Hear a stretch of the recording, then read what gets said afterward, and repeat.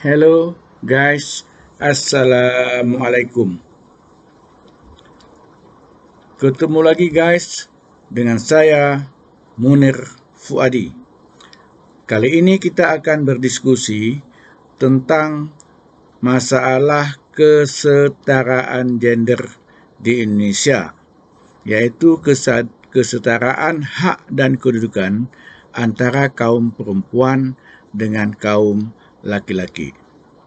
Seperti biasa guys, kita akan tinjau masalah ini secara objektif ilmiah tanpa memihak ke pihak manapun, kecuali hanya memihak kepada kebenaran. Saudara-saudara, ketika perempuan melamar kerja, maka sering yang ditanya adalah apa Anda bisa mengetik? Karena mereka hanya dianggap cocok untuk hanya jadi sekretaris saja.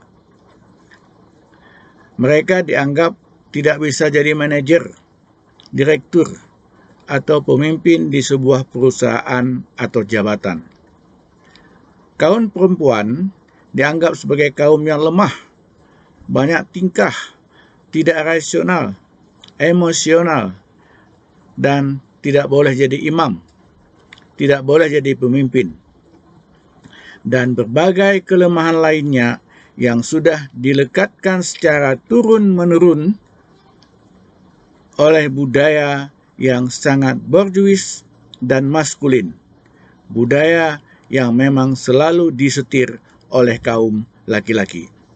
Saudara-saudara, bahkan terkadang mereka dijustifikasi dengan dalil agama.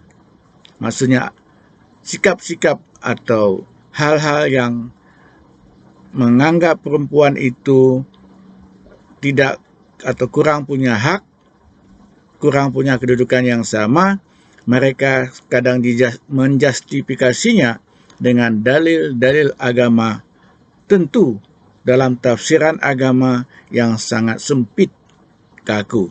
Jadi agama ditafsirkan secara sangat sempit dan kaku. Saudara-saudara, tentu saja perbedaan perlakuan antara laki-laki dan perempuan secara hukum boleh saja dilakukan asalkan ada alasan rasional, berdasarkan prinsip berbeda tetapi setara, berbeda tetapi setara, atau yang lebih populer dengan istilah separate but equal. Separate but equal. Karena secara kodrati memang berbeda antara laki-laki dengan perempuan. Tetapi ini tidak berarti prinsip kesetaraan gender harus dikorbankan. Bahwa prinsip kesetaraan gender bertentangan dengan agama, ya, yakni agama dalam tafsirannya yang sangat sempit dan kaku, bukan agama yang membawa misi rahmatan lil alamin. Bahwa kesetaraan gender bertentangan dengan budaya timur, ya, yakni budaya timur yang patrimonial, yang sangat maskulin, dan budaya yang dikembangkan oleh masyarakat yang borjuis dan kapitalis, suatu budaya yang sangat jauh dari cita-cita Raden Ajeng Kartini kita di abad 19 dulu.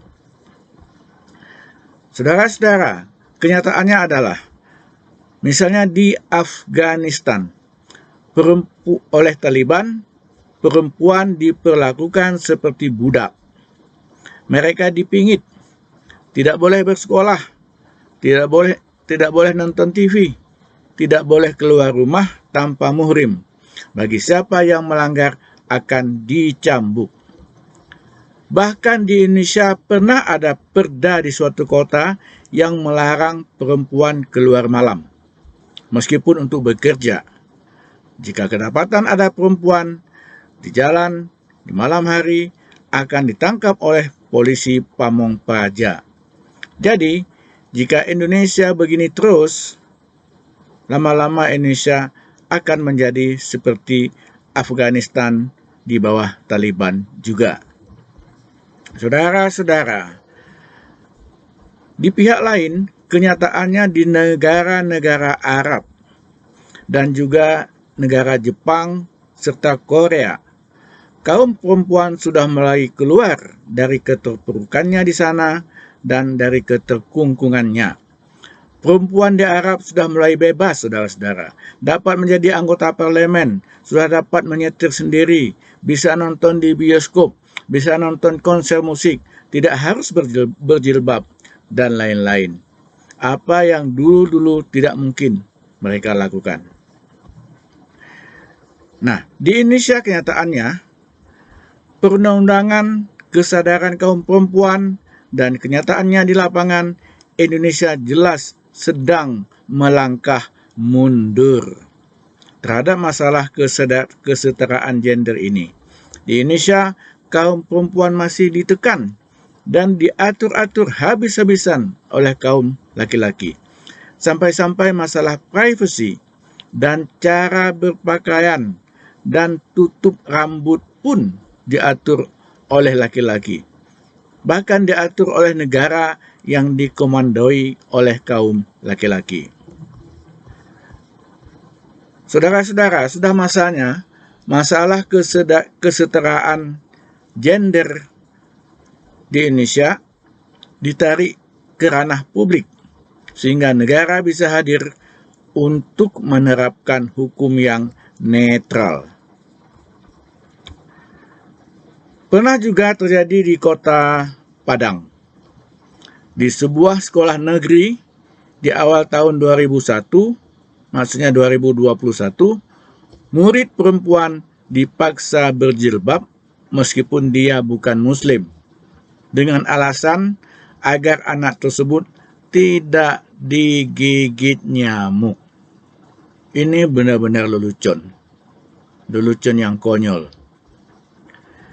Ada lagi ide yang konyol untuk memisahkan kelas sekolah bagi murid laki-laki dengan murid perempuan. Ide ini juga sangat konyol.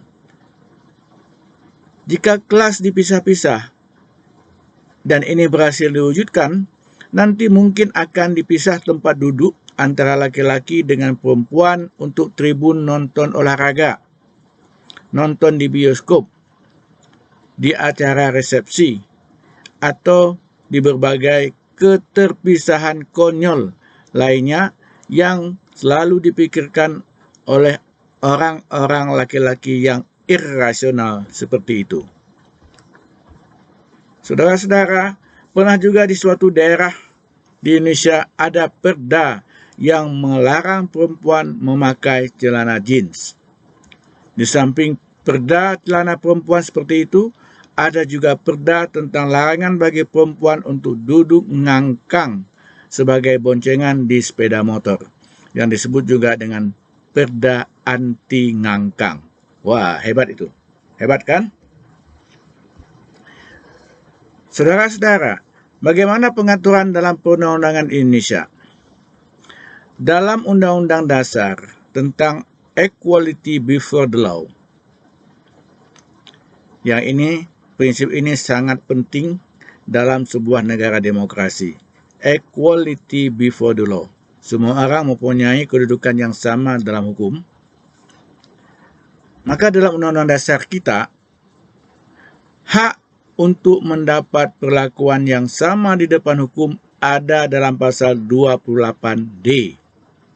Kemudian kedudukan yang sama dalam hukum ada dalam pasal 27. Kemudian hak untuk diperlakukan secara tidak diskriminatif ada dalam pasal 28I. Demikian ketentuan Undang-Undang Dasar kita, Undang-Undang Dasar 1945. Guys, dalam hukum perdata, dalam Kitab Undang-Undang Hukum Perdata, atau yang dikenal dengan BW itu, perempuan atau istri sehebat apapun dia tetap dianggap tidak cakap melakukan perbuatan hukum. Jadi perempuan oleh Kitab Undang-Undang Hukum Perdata disetarakan dengan anak-anak di bawah umur atau orang gila. Baru pada tahun 1963, ketentuan ini dicabut oleh Mahkamah Agung Republik Indonesia. Saudara-saudara, ada juga pengaturan tentang kesetaraan gender dalam konvensi internasional, yaitu terdapat dalam Konvensi PBB tahun 1979 tentang penghapusan semua bentuk diskriminasi terhadap perempuan. Bahkan di Amerika Serikat, hak pilih kepada kaum perempuan baru ada sejak tahun 1920. Padahal jauh-jauh sebelumnya, Raden Ajeng Kartini kita sudah berteriak-teriak tentang ini sejak abad 19. Kemudian yang namanya Kamala Harris adalah perempuan pertama sebagai wakil presiden di negara Amerika Serikat setelah 2,5 abad Amerika merdeka. Bayangkan, 2,5 abad Amerika merdeka, baru pertama sekali seorang wanita jadi wakil presiden.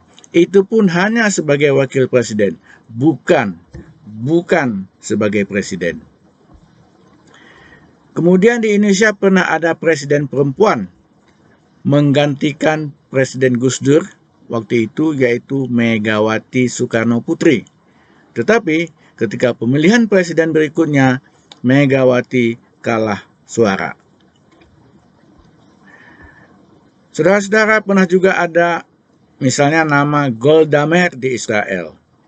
Di Pakistan pernah ada Benazir Bhutto, Indira Gandhi di India, Corazon Aquino dan Gloria Arroyo di Filipina, Margaret Thatcher di Inggris, Angela Merkel sebagai kanselir Jerman. Australia juga pernah punya Perdana Menteri perempuan, yaitu Julia Gillard. Bahkan Presiden Singapura sekarang ini adalah perempuan Melayu, yaitu Halimah Yacob. Halimah Yacob yang konon dulu dia pernah berjualan nasi Padang. Di Indonesia ada juga 1-2 bupati yang perempuan. Tetapi hal ini masih sangat minim jumlahnya, masih bisa dihitung dengan jari. Dan saudara-saudara, ternyata prestasi dan reputasi para pemimpin perempuan tersebut tidak kalah dengan laki-laki. Saudara-saudara, patut dicatat, Presiden Jokowi sangat sadar tentang kesetaraan gender ini. Kalau presiden dulu-dulu hanya menempatkan menteri perempuan untuk jabatan menteri urusan wanita saja. Tetapi di kabinet Presiden Jokowi, beberapa yang jadi menteri dari perempuan bukan hanya menteri urusan wanita saja, tapi bahkan ada menteri sosial, menteri tenaga kerja, menteri lingkungan hidup, bahkan menteri super penting seperti menteri keuangan dan menteri luar negeri juga dipegang oleh kaum perempuan di masa Presiden Joko Widodo.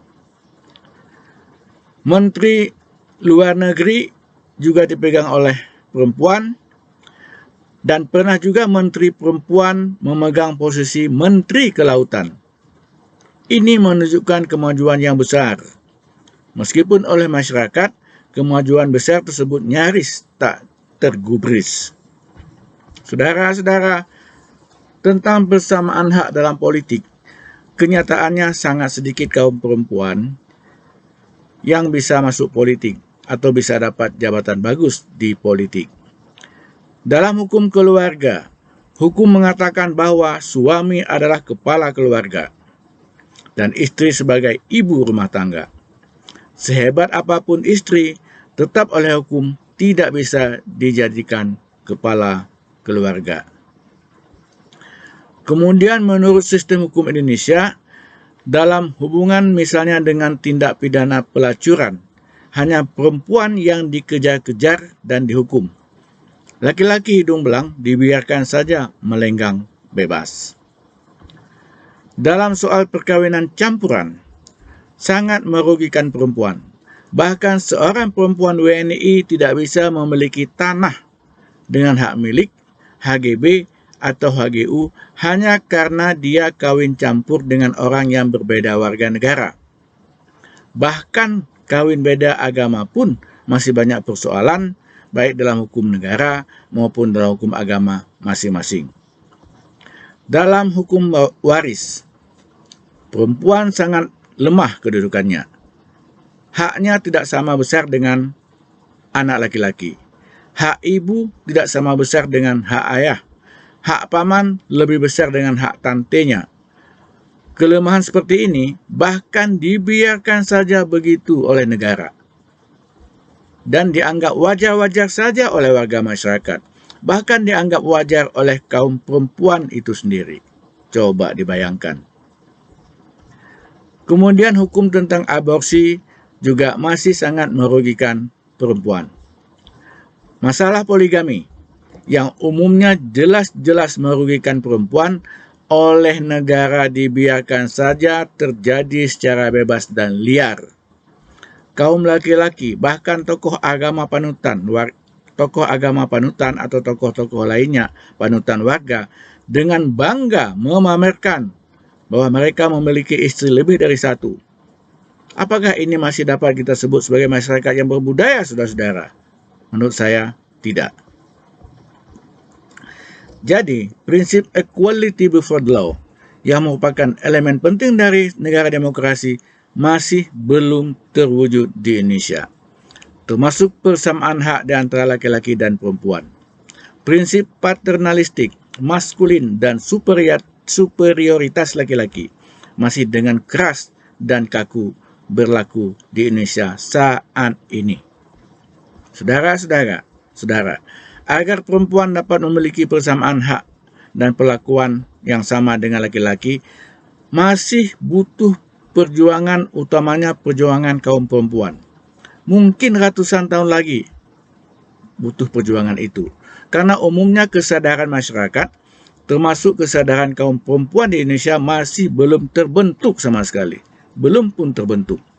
Ingat, perjuangan persamaan hak dalam perbudakan misalnya, di mana penghapusan budak baru berhasil di abad 18 melalui perjuangan umat manusia dan agama selama ribuan tahun, saudara-saudara. Tidak main-main, ribuan tahun.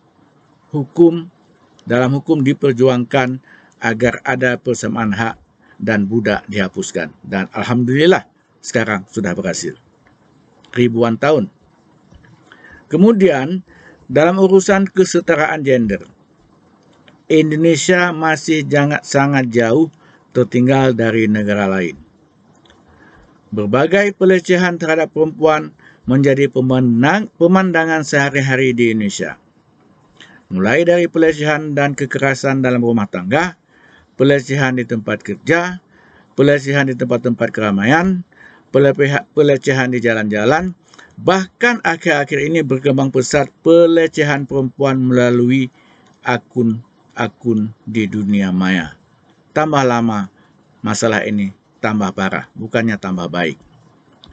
Karena itu, saudara-saudara, untuk mengukur bagaimana ditegakkan prinsip kesetaraan gender di suatu negara, maka yang harus diteliti adalah bagaimana pengaturannya dalam undang-undang, bagaimana aturan tersebut ditegakkan, dan bagaimana hasil dan kenyataan yang ada dalam masyarakat. Sebuah survei dari badan internasional yaitu World Economic Forum yang sangat kredibel itu, ditinjau dari kesetaraan gender, Indonesia sangat terpuruk kedudukannya. Data dalam tahun 2021 menunjukkan, saudara-saudara, bahwa ranking Indonesia sangat terpuruk, yakni berada pada ranking 101 dari 156 negara yang disurvei. Ranking yang tinggi-tinggi dipegang oleh umumnya negara-negara Eropa. Negara-negara Timur Tengah dan Afrika rata-rata memiliki ranking yang jelek. Untuk negara-negara Asia, mengagumkan bahwa Filipina yang tertinggi rankingnya, yaitu ranking 17. Indonesia jauh tertinggal di belakangnya karena Indonesia peringkatnya, rankingnya adalah 101. Jauh di bawah Singapura dengan ranking 54, bahkan jauh di bawah negara Timor Leste sekalipun dengan ranking 64. Atau Vietnam dan ranking 87. Yang diukur dalam survei ini adalah prestasi perempuan dalam bidang ekonomi, tingkat pendidikannya, keadaan kesehatannya, dan partisipasi mereka dalam politik. Karena itu guys, Indonesia harus mengejar ketertinggalannya di bidang kesetaraan gender. Indonesia harus menggebrak. Negara harus hadir. Jadi kenyataannya, undang-undang di Indonesia masih banyak yang mendiskreditkan dan melecehkan kaum perempuan. Kenapa? Kenapa begitu? Jawabannya sebenarnya gampang. Karena mayoritas pembentuk undang-undang adalah kaum laki-laki. Mereka masih memberlakukan mitos konyol yang bersifat borjuis, paternalistik, dan maskulin, yakni mitos tentang supremasi laki-laki. Sama konyolnya dengan mitos supremasi kaum mayoritas warna kulit, mitos supremasi agama mayoritas, mitos supremasi agama dengan sekte atau mazhab mayoritas, dan berbagai mitos konyol lainnya yang tetap saja terpelihara dalam sistem masyarakat yang feodal seperti Indonesia. Oke guys, sampai di sini dulu kali ini dari saya, Munir Fuadi. Semoga tercerahkan, lestarikan NKRI. Wassalamualaikum.